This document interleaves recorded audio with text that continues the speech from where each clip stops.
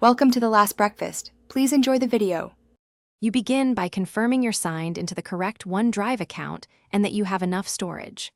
Once done, open the OneDrive app or the web client and enable folder sync if you plan continuous backups. Make sure files are organized. Group large files and critical documents into separate folders so the transfer is manageable. Start with a small test folder to validate speed and permissions. This avoids surprises and lets you tweak settings before moving everything. Now execute the transfer by dragging folders into the OneDrive web upload area or by moving them into your local OneDrive sync folder so the app handles uploads automatically.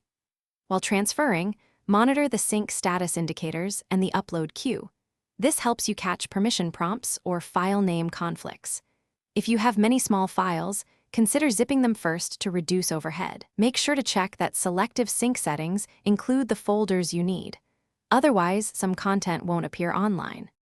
To finish, verify that files appear in the OneDrive web interface and on at least one other synced device. Confirm sizes and modification dates match.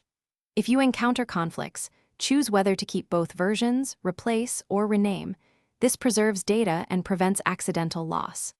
If syncing stalls, restart the OneDrive app and sign out, then sign back in to refresh credentials.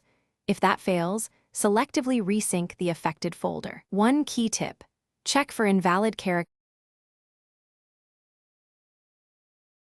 Thanks for watching. If this was helpful, leave a like and consider subscribing. See you next time.